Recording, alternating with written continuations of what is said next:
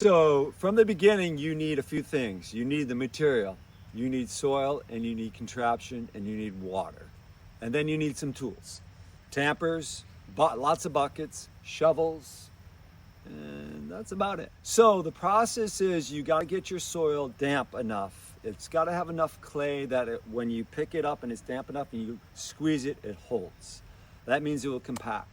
So what we do is we end up getting a bunch of soil that's ready to mixed, either through the mixer, or we do a series of trenches in a pile, pour water in, come back the next day, break it out, bring it out, get it the right consistency, throw it into buckets, and then we'll line it on a wall, and then we'll set up the Adobe Ninja. The latest one is we have these chicken fingers that holds the bag, and that's from Kyle Gudenlock in Arizona. So now it's the version is 3.0 of the Adobe Ninja. It's really great. It's just a modified dolly that we change the axle, we shorten the axle, bring the tires in, chop it, lower it, and then weld a upper cage and a ring below, and then a little ramp.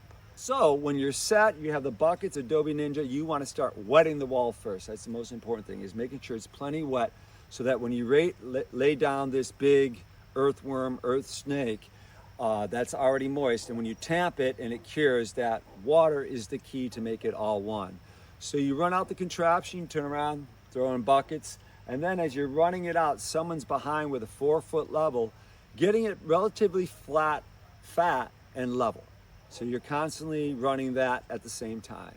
When you get it all done on a line, then we have these story poles in the corners with a string line. We bring them up, get it tight. We bring the bag a certain distance from that, so when we tamp it, it hits that line. And then with the tamping, you just start on one end, get an area tamped. You can step up on the wall, and then you tamp with a 10x10 or 8x8 tamper.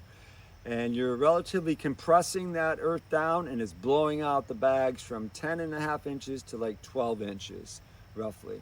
And then it ends up tamping out to be about 4 inches. You can go a little fatter, a little skinnier. The beautiful thing is as you're working it, you have inexperienced people and it kind of gets a little wavy. You do the next course, if you level through again and get someone consistent, the walls really turn out pretty level. And you can go up to 2 stories. The only thing they recommend is that before you go to the second stories, is you have to do a bond beam of some sort. And typically we do 15% cement mixed in, and then that tamped out in a few days is like concrete. Right, so another thing that I do about the stabilize, it's very important when you, before you put a door in or a window, or in a lot of cases we have a front face wall that has a lot of glass. We want to stabilize below that. Stabilize below the doors, stabilize below the windows. Why? Because if there's a lot of mass above and it's loading it, the struts, if it's not unstabilized, the struts will fall in and then the plate will cup. And I learned that over the years. So it's really important to use stabilized under those things. And then when I get to the top, before I do a plate, 2 courses below, I'll start putting in webbing, nylon strapping about 13 to 16 inches spaced, and then do 2 courses. The top course will be stabilized, and then when that's cured, we'll strap down the plating, and then we'll screw in the plating, and then we'll double plate, and then we just go to conventional framing for the roof. Typically, I do a lot of linear walls, but also I do a lot of round walls. Round in Arizona and linear in Taos has been what I've been doing.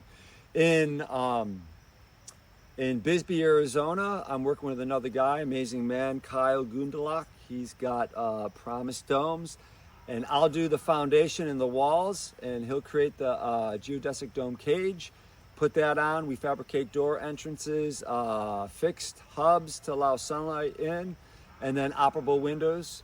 And then we skin it with a plastic. A lot of times it's a shrink wrap, and then he'll spray foam on the inside, outside 2 inches. We'll put a gutter around it, and then we'll have to protect it from the sun and make it potable with a special siliconized paint.